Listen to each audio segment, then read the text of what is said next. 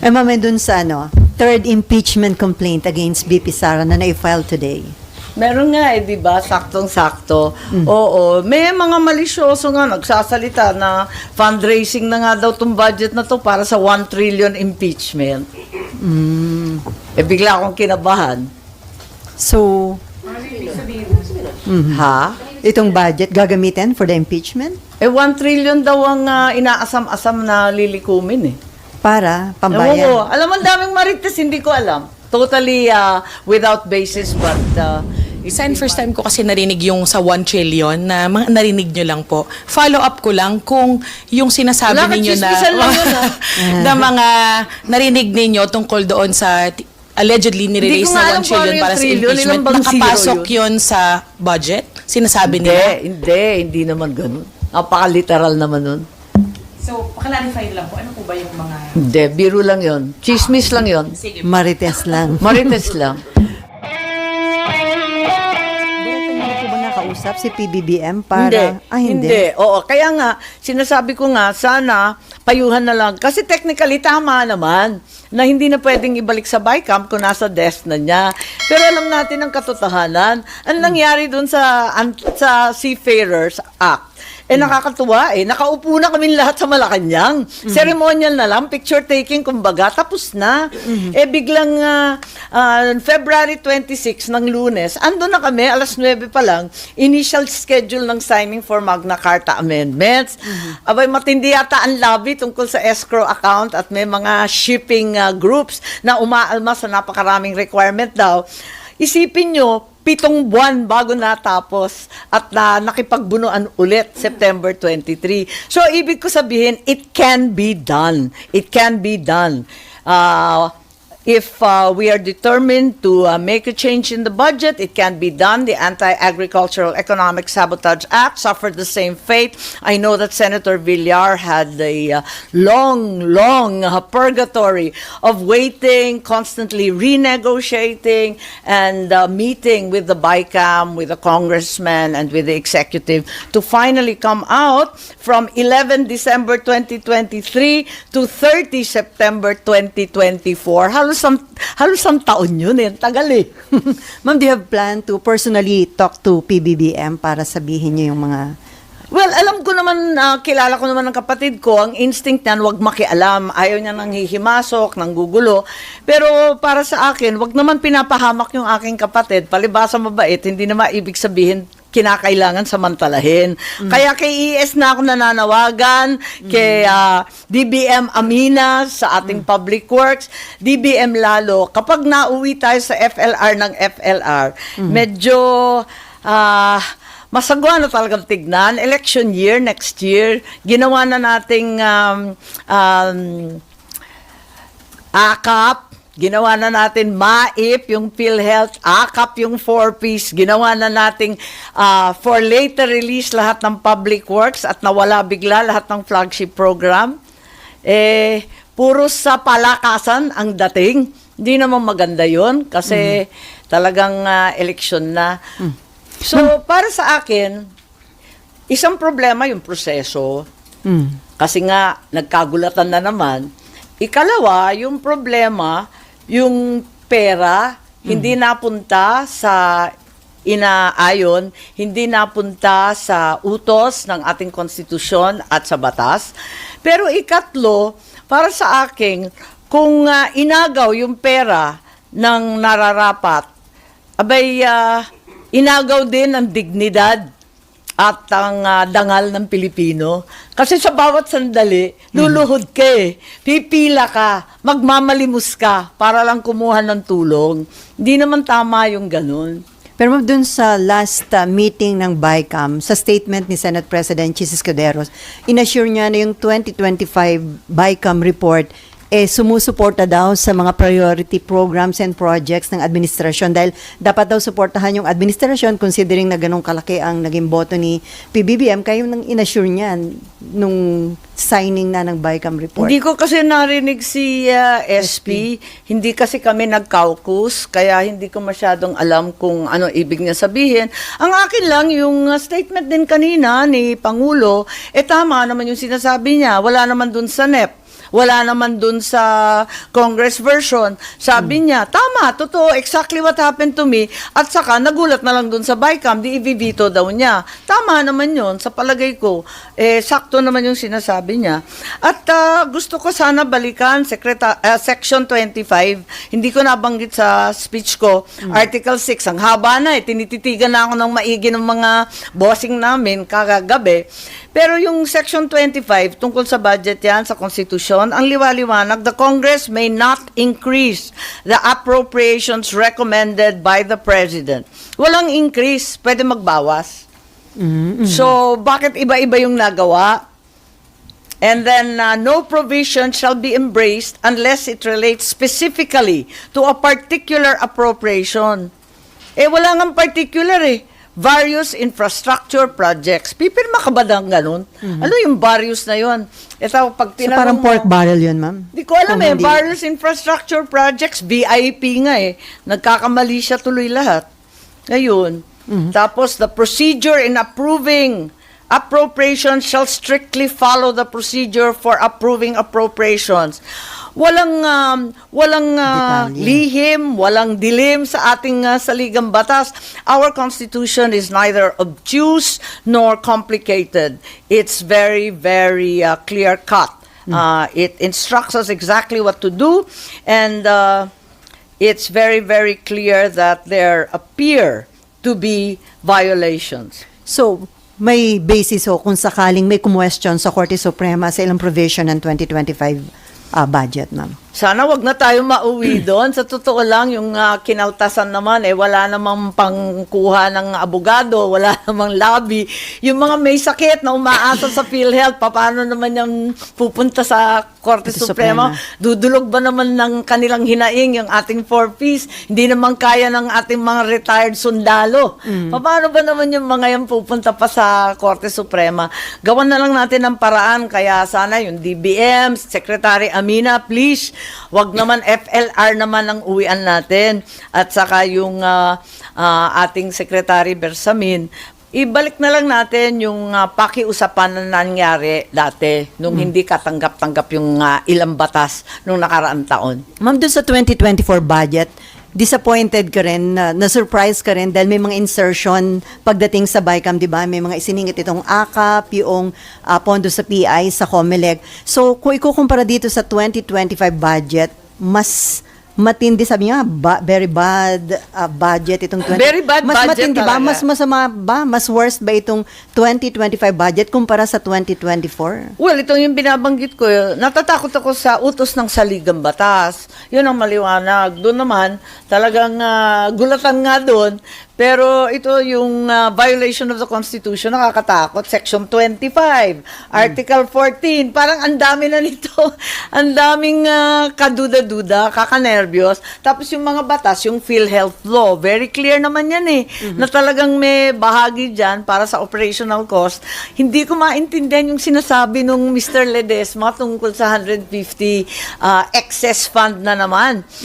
May excess fund na nung 90 billion, may 150 na naman. Ano kaya yun?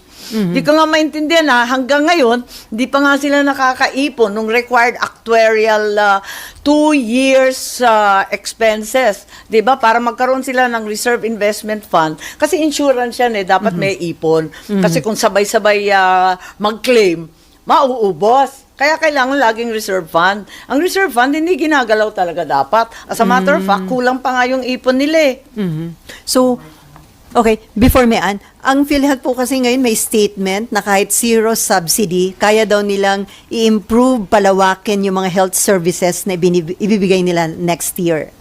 Yes, currently, to the best of my knowledge, I'm not aware of the 150 excess na naman. Baka lipatin na naman yan sa kung saan.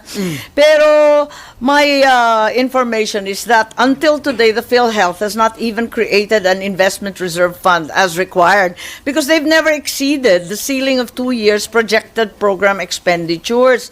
So, kulang na kulang pa rin yung pera nila. Walang surplus, as stated. Kasi yung actuarial reserve, yung na-compute, yung actuarial cap, is not yet met. May cap kasi yan pag insurance, di ba? Meron kang ipon. Kasi doon kukunin pag sabay-sabay nag-claim para hindi ka maubusan. Yun ang problema. Wala pa nga silang investment fund kasi hindi pa nga nakakaipon. At ang liwanag na kinakailangan talaga sa Universal Healthcare Act na magkaroon tayo ng program reserve fund at kailangan din na may share talaga sa tax collections yung PhilHealth. Pero initially, si PBBM, ma'am, nagsabi na bakit nga bibigyan ng subsidy kung alaki naman nung reserve fund o laki ng pondo ng PhilHealth na hindi nila ginagamit. So, Yes. hindi ba parang na-inform ng tama si Presidente doon, ma'am? Initially, parang sinabi niya, bakit mo ba bibigyan nga ng subsidy? Ang dami pang pondo na Hindi ko alam, ginagamit." pero ang alam ko lamang, talagang tulad ng lahat ng insurance fund, kinakailangan talaga, may actuarial cap yan. Talagang may iniipon. Ganon. Mhm. Ayun. Okay, Mayan. And then, Nympha? I just wanted to rectify yung NEP, wala siyang akap. Pero yung Congress version pala may 39 billion. Nakalimutan ko pero gusto ko lang i-clarify na walang akap nung sa NEP. Doon nag-hearing kami sa DSWD, paulit-ulit kong tinatanong, paano ba yung akap? Ay, hindi, wala nang priority yun. Paano ba yung akap? Ikalawang hearing, informally, siguraduhin na natin para maayos na natin yung mga alituntunin. Kasi hindi naman ako kontra sa ayuda. Gusto ko lang maayos. Nalalabuan kasi ako sa akap. Ang sabi ba naman, lahat daw ng tinamaan ng inflasyon. Sa loob-loob ko, lahat naman yata biktima ng inflation. Sino bang hindi? Tapos tinanong ko, hindi naman pwede yun. Labo, lahat naman tayo tinamaan ng inflation. Hindi. Yung kulang sa kita. Naku, lumiwanag Ano pa yun? yan. Bulumin Sino mo. ba yung kulang sa kita? Hindi, yung near poor. Paano yung talagang poor? Hindi pa nga tayo nakakapagbigay sa totoong poor na PWD, na seriously challenged, yung mga nakaratay na mga lola at lolo, yung mga solo parent, ang dami pa nakapila dyan, di pa natin nabibigyan. Laki-laki na ng utang natin sa mga seniors, bibigyan pa natin yung mga near poor at yung mga sinasabing kapos ang kinikita. Pambirang buhay to. Okay, Mayan. Hi, ma'am. Ma'am, were you able to talk to SP or Sen. Grace before or and after your speech? Kasi dun sa speech nyo, sinabi nyo, ginagawa pa ba natin ang trabaho natin? So clearly, hindi po kayo happy din sa performance ng senator sa BICAM. Hindi ko naman sinisita yung aking mga bossing at yung mga kasamahan sa Senado kasi hindi ko nga alam kung ano nangyari. So, nagkausap naman kami ni Grace at alam niya mainit ang ulo ko. At sinabi ko sa kanya, hindi naman kita sinisisi pagkat alam ko na hindi naman ikaw ang gumagawa ng lahat. Hindi ka naman talaga ang nag-o-order dyan. Nakikisama rin tayong maigi. Gusto natin tumulong. Yun lang, hindi ko naman sinisisi si SP. Hindi ko alam ang nangyari Ma'am, di nyo sila sinisisi even if lumusot yung akap na pinayagan ng Senate members sa BICAM, sir? Alam mo ba, ang sinabi ko kasi, yung akap, hindi naman masama. Kung madadagdagan yung AIC sa tulong sa tao, bakit hindi? Ang gusto ko lang, maliwanag. Yung maliwanag ang alituntunin, hindi yung malabong ganyan. Yung sa AIC kasi, maliwanag. Kapag may namatay, meron ka maasahan burial assistance. Kapag may nagkasakit, may pang-chemo, may pang-dialysis. Kung nasalanta ng bagyo, andyan ka rin. Diba? So, klaro naman yun. Yung akap, talagang nalabuan ako ng todo-todo. Pero ma'am, yung akap kasi parang may powers yata yung senators or congressmen to refer sino Ayun yung na nga. beneficiaries Okay. Yun pa ang isang nakakanervyos dahil ang klaro-klaro, nadali na yung ilang senador dyan sa Belgica versus Ochoa. Ang liwanag naman, kapag tapos na yung budget, walang sino mang mambabatas na makikialam sa implementasyon ng mga budget na linagay niya. Hindi naman po pwede yun. Labag na naman yan sa utos ng Korte Suprema na katumbas ng batas. So, ang daming problema nito, hindi ito malulutas sa simpleng panglaline veto. Okay, Nympha. Pero ma'am, since ang desisyon na nga po ng Presidente hindi na ibabalik sa BICAM, so magla-line veto na lang, would you ask or are you asking the President to veto that specific provision, ma'am, sa AKAP? Hindi ko alam, pero may nabanggit siya kanina. So, tignan natin.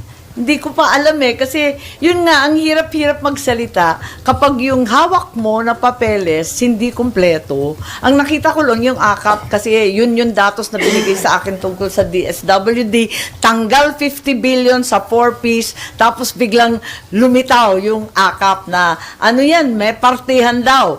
Ang sabi, there's already an agreement with the Senate as to the 21 billion and the 5 billion. Medyo naasiwa yata ako doon. Anong partehan yan at anong areglo yan? Bawal yan Kung nga aabutin natin yan So you're hoping na isa yon sa line item dito ni Presidente, ma'am, yung AKAP? Hindi ko alam Meron ba talagang AKAP? Talagang labong-labo talaga ako dito. Nakalagay po kasi sa AKAP is 26 billion pesos. That's right, 26. Tapos may 21 plus hatian 5. daw Yes, ang ma'am. pagkasabi. 21 And ano ma'am effectively kinonfirm naman ni Senator Grace Poe na 21 billion for Yeah, the and congressman, 5 5 billion for the senators. So, ano yung dapat gawin dito, ma'am? Like, a veto or... Ang pinaka-importante sa lahat ng programa, una, isaayos yung mga alituntunin. Para sa akin, yung mga hatian na yan at partehan, naku talaga naman na nakakahiya naman yan at bawal talaga yan. Wag na yun. Lumihis na tayo doon. Ang gawin natin, balikan natin yung programa, tignan kung talaga makakatulong sa tao. Ang rekomendasyon ko nga doon, ipagkaisa na sa AIX, kasi yung AIX, alam na natin, itong AKAP, ang labo-labo. So ma'am, kung hindi ma-address ng executive yung mga question namin. Sorry? Pinag-usapan lang po namin ni Mayan, parang, can the president do that? Kasi ma'am, he can only, maiisama lang ma'am yung AKAP sa AIX kung babaykam ulit. I'm in complete agreement with you. Kaya nga sinasabi ko, hindi sapat ang line item veto. Kasi malalim at matindi ang mga problema ng very bad budget na ito. Pag line item veto pa lamang, masasagot ba ang mga issues tungkol sa konstitusyon, sa paglalabag sa Korte Suprema, sa tutol sa iba't ibang batas, at higit sa lahat sa pangangailangan ng sambayanan? Talagang hindi kaya sa line item veto. Ang daming problema talaga malalim at masalimuot. So kung hindi babalik sa BICAM, talagang nanganganib, ma'am, na may kumwestiyon sa Korte Suprema? Hindi ko alam, pero ayoko nang umabot sa ganon. We all want to go ahead and work. Para sa akin, kung ibalik naman ito sa BICAM, hindi naman na ganon katindi o ganon ka sama ang delay. Kasi may pagsisimulan yung budget ng Pangulo in the first place, yung NEP. Konting respeto naman sa NEP at sa flagship project. Yun, balikan natin yun. Pagkatapos, palagay ko, yung controversial items, yun lang naman ang tututukan. Hindi naman lahat. You don't start from zero Meron ka namang NEP na National Expenditures Program derived from the President. And clearly, that will be the basis. And yun nga, tulad ng sinabi ko, nangyari na naman yan. Kung sakasakali, pinakamalala na to, hindi magkasundo hanggang sa January, magre-reenacted budget ka on a per month basis. Buwan-buwan naman yan Eh di mahahabol pa, hindi naman na ganun katindi.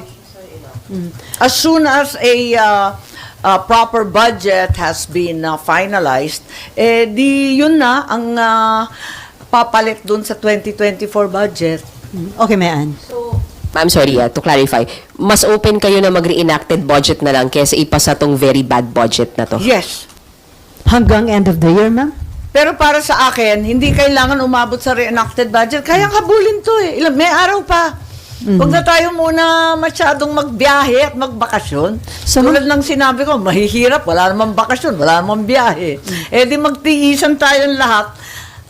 So, ma'am, kung magbabay-cam, mga 1 month lang na magiging reenacted yung budget. Hindi naman to tatagal ng ganun Sabi ko nga, ay may NEP naman tayo, kayang habulin yan. Kung seryoso tayo at talagang puspusan magtrabaho, magkasundo, at sabihin ng ating Pangulo, ng ES, ng DBM, eto talaga ang kinakailangan ng bansa, ito yung tutukan natin. Sa palagay ko, wala pang 1 linggo yan tapos. Ma'am, hindi ba during the BICAM, usually may mga tao naman ng executive, nandyan yung budget secretary, okay, may mga tao sila. So, may consultation bago nabuo yung BICAM report. Hindi ko alam. Wala akong nakita at Di ba walang before- pag-usap sa akin. Pero before, di ba, usually may representative ang executive sa BICAM. I don't remember seeing too many of them. Most of the people I saw were the staff, the LBRMO, the APRO group from Congress. So, But like I said, I was utterly and completely dismayed by the process, and I only went to one BICAM. In fact, there were only 2 BICAMs, and it lasted all of what? Ilang minuto lang yun. sabi ni SP Cheese, wala naman daw talagang perfect budget. Kaya, Wala talaga. Pero, first time ko, sa hinaba-haba, kinento ko na nga yung buong kasaysayan ko sa budget na nag-umpisa ng 1983. Nahihiya na nga ako eh. Maaga pa dyan, earlier pa, kasi nag-umpisa ako ng kabataang barangay nung SK ako. Parati akong nanlilimos ng budget. Kaya parati akong dikit sa budget. Sa tinagal-tagal ko, diyan sa budget, as administration, as opposition vice chairman, alam ko talaga na very bad budget talaga to. May himala talaga, nakakaiba. Yung mga dati, talaga naman may mali naman talaga eh. Alam natin yun, wala nga perfect budget. Pero wag naman unconstitutional, illegal, immoral. so si Senate President Cheese Escudero is a lawyer. Hindi niyo ho nakita kaya yun, ma'am? Yung mga sa tingin nyo ay illegal, unconstitutional doon sa Hindi pa kami na, hindi kami nag-uusap eh. Wala kasi masyadong caucus. Kaya napilitan ako ng privilege speech. Sabi ko nga, this is only the second time na tumayo ako ng privilege sa hinaba-haba ng panahon. 6 years na ako rito. This is the second time. Yung first time, agrarian reform. Yung second time, ito, kasi ayoko mapahamak ang aking kapatid. Okay, Nip. Ma'am, nung nag-privilege speech kayo, walang nag-react, walang nag-explain. What do you make of that? No, what happened was I was told that I was not going to have any interpellation. Sino Pinagbawal yung interpellation. Sabi ko, sige, mag-privilege speech ka, pero wala nang tanong-tanong. But you were hoping then kahit papaano na may explanation from Senator Poe, Senate President Cheese. Okay lang, dinedma ako, pero nasabi ko naman yung dapat. Ma'am, do you think yung lumabas na although fake news naman daw na planong kudita sa leadership ni SP Cheese? Ay, nung yan It- na naman, it ako has- na naman ang sisisihin. Ma'am, do you think it has something to do with the budget, ma'am? But yung timing, Ko alam. Kasi nauna yun eh. Nauna yun, di ba? bago Naglilikom daw ako ng pirma. Allergic ako sa pirma, di ba? Nadaanan ko na Pasko last year, yun na naman. Tapos nung bumalik tayo ng session, ayan na naman, yung panlilin lang ng pirma-pirma na yan. Ay, ma'am, ba't nga dun sa fake news na yun, kayo ang pinalabas na nangangalap ng pirma? Ano kayo ang pinalabas na nagsusulisit ng signatures? Ewan ko, baka naman galing sa kung saan yung mga balitang yan. Ako wala akong alam. Marites ako eh. Parati akong updated sa mga galaw dyan. Pero wala akong narinig at wala talagang alam. Kung may alam ako, di binalita ko na sa inyo. Nakakatamad na. Patapos na kami. Di ba? Okay, Pa Nipa. isa na lang, ma'am, yung sa budget ng DPWH na naging 1.1 trillion pesos from 825 na dagdagan ng 288. Kung sino dapat mag-explain? Kasi nakalagay nga, sabi nyo nga po, nakalagay lang various infrastructure projects. Nakakatawa eh, di ba? Walang detalye, walang nag-explain. So, sinong dapat na tumayo at mag-explain talaga? Di ko na nga alam eh. Sabi ko nga sa inyo, hindi ko maintindihan itong proseso. Lahat lihim, lahat madilim, lahat malabo. Hindi ko nga alam kung sinong gumawa ng ano eh. Pakalabo talaga. Dati, ang sinasabi may 3 houses kapag budget.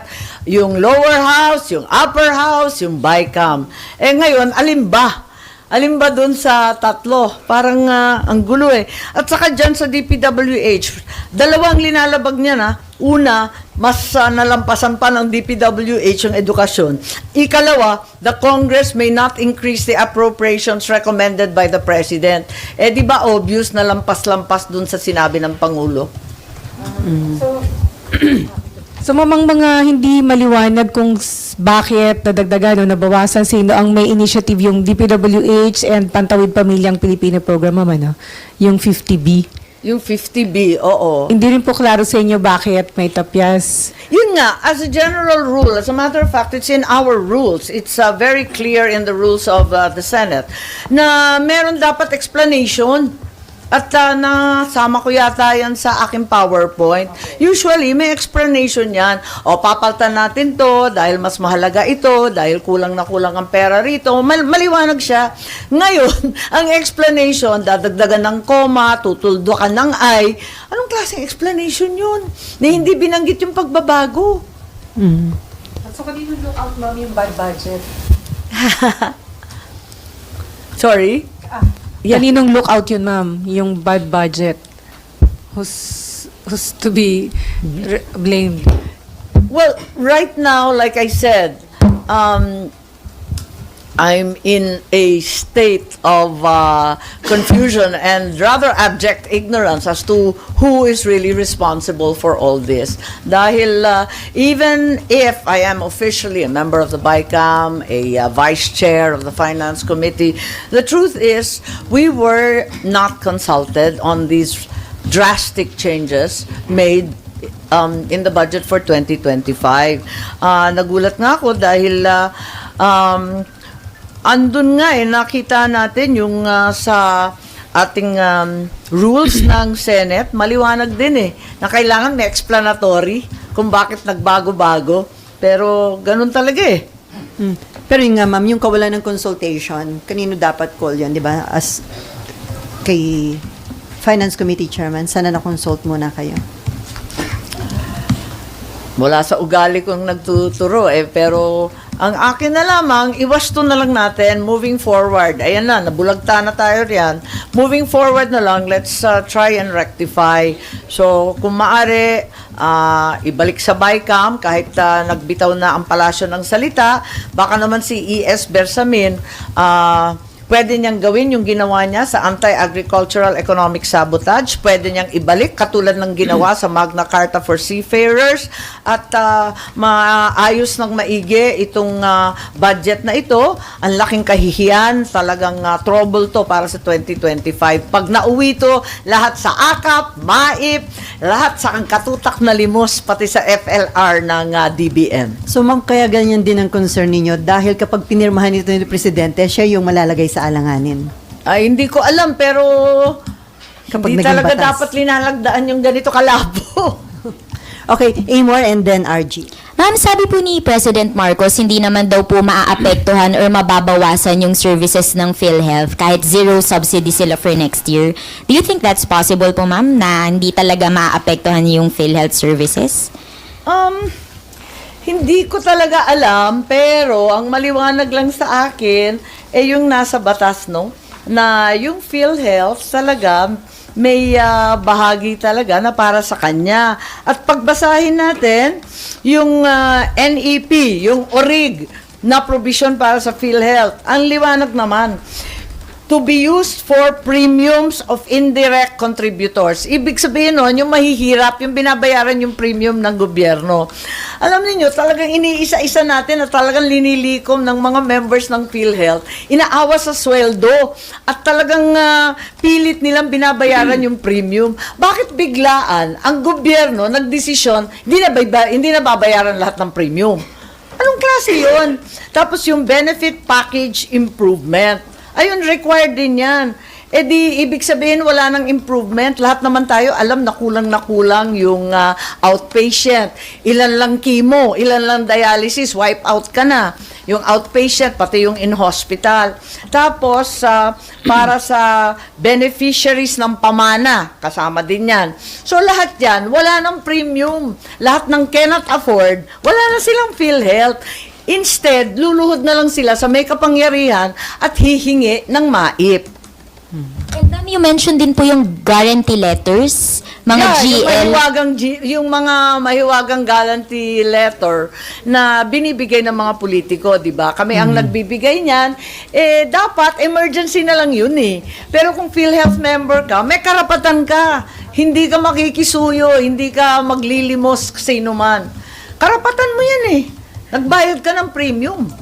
Ang Last na po, yung GL po ba, ma'am, paano po yung proseso nun? Nanggagaling po sa mga government offices yung GL, pero paano po ba yung process? Parang ganon, di ba? Hinihingi ng kung sino-sinong mga pasyente na nangangailangan ng tulong, hihingi sila.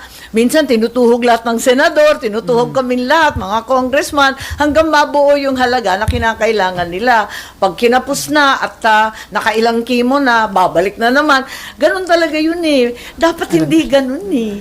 Palawakin na lamang nila for a reasonable amount yung PhilHealth benefits, exactly as intended by the NAP. Palawakin nila, dagdagan nila for a reasonable amount. Kasi parang 2.5 chemotherapy sessions lang ang afford dun sa outpatient. Parang ganun lang yung liit eh. Alam ko, kapos na kapos eh. Hindi ko na updated. Pero nung dating governor ako, parang ganun lang eh.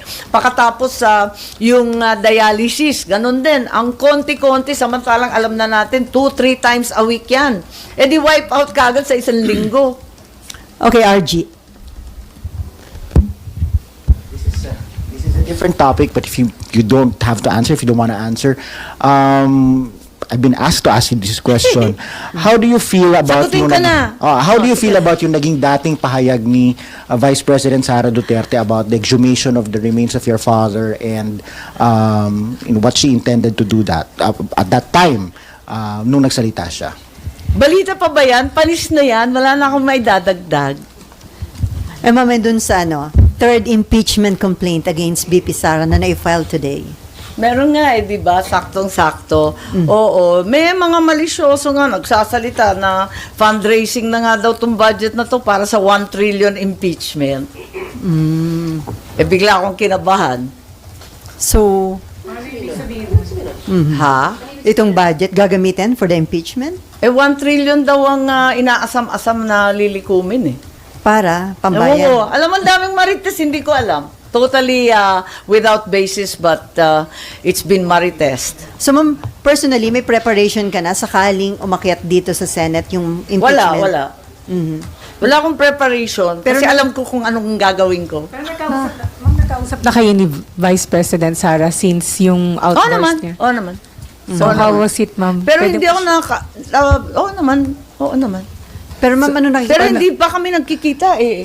Kasi, ewan telepono ko. lang kayo nag-kausap, ma'am? Ha? Yung since, yung... Kung maalala, kung nakita ko siya, kailan ko ba siya nakita? Pero ma'am, since nung outburst niya... Kasi panay punta niya sa Davao. At ako naman, wala nang ginawa kundi lumipad sa kasulok-sulukan ng daigdig. So, pero parang tigil naman ngayon. Ano yun, ma'am? May na-workout kayong ceasefire? Parang tigil naman yung sagutan ngayon ng Presidente tsaka ni Vice. Tulad ng sinabi ko, pinagdadasal ko na lang silang lahat. Pero ma'am, anong nakikita mong senaryo? Aakyat kaya sa Senate yung impeachment complaint? Maraming nagpupumiglas, hindi ba? Pero para sa akin, napakalungkot, napakasama para sa ating bansa. Kadami-dami na nating problema. Hindi ba dapat tutukan na lamang yung bigas, yung mga issue ng kuryenteng sintu-sintu at napakamahal? Hindi ba dapat tutukan na lang natin ang ating mga pobreng mga sundalong hindi bibigyan ng kung ano-anong kailangan nila sa West Philippine Sea? Ang daming problema. Hindi ba dapat tutukan na lang yun? Ba't dadagdagan pa natin? Ma'am, ito nga yung Fitch rating, ang sabi nila, a prolonged and fierce Marcos Duterte feud could cause fiscal and economic risks. at Tama, least for nabasa the ko rin yan Philippines. na talagang hindi siya maganda sa ekonomiya. Siyempre, iiwas yung mga nag-i-invest, lokal man o dayuhan, dahil walang kasiguraduhan eh. Di siyempre, kinakabahan sila mag-expand, kinakabahan sila mag-invest. Sayang eh, parang inggit na inggit ako sa Malaysia. Bilyon-bilyon na ang linagay ng Google, ng Intel, ganun din yung Thailand. Eh, bakit tayo nahuhuli? Vietnam, parang ang laki-laki na ng foreign investment nila. Although, sinasabi, may pumapasok rin dito, pero yun nga, napakalalaki ng mga IT investment sa kanila. Ang ganda eh. Pero ma'am, before may marami nagsasabi na pwedeng may mahalagang role kang gampanan dahil close ka kay BP Sara and then kapatid ka ng Pangulo. May mga appeal na mag-intervene ka para ma-address yung at ma-prevent yung matagal at matinding bangayan between the two highest leaders of the country. Tulad ng sinabi ko, pinagdadasal ko na lang sila kasi marami yatang nambubuyo eh. So hanggang dasal na lang, ma'am, gagawin mo. May himala. Okay, Mayan. Ma'am, sorry, last on my part, babalik ako isa lang sa budget. Sir, ma'am, how can you be sure na pag binalik kunwari sa BICAM ay maaayos? Eh, same members lang naman yung BICAM. So, yung nagtutulak ng AKAP, andun din sila, ma'am. And Tama. for sure, di rin naman sila papayag na mawala yun po. I think for that reason, nabanggit na nga ni Pangulo na magla-line item veto siya kung ano man ang mangyari. Kaya parang dapat matauhan na yung mga nagtutulak ng AKAP. Sinabi na ng ating Pangulo wala yan sa NEP, wala yan sa dating budget. Bakit biglang sumulpot yan? Okay, from GMA7. po, Darlene po. Darlene. Sen, first time ko kasi narinig yung sa 1 trillion na mga narinig nyo lang po. Follow up ko lang kung yung sinasabi Wala, ninyo na katsismisan lang yun, na mga narinig ninyo tungkol doon sa allegedly Hindi ko nirelease nga na alam 1 trillion kung ano para yung sa trillion, impeachment. ilang bang zero Nakapasok yun? yun sa budget? Sinasabi nila? Hindi naman ganun. Napaka-literal naman nun. So, paklarify lang po. Ano po ba yung mga... Hindi, biro lang yon. Chismis lang yon. Sige. Marites lang. Marites lang.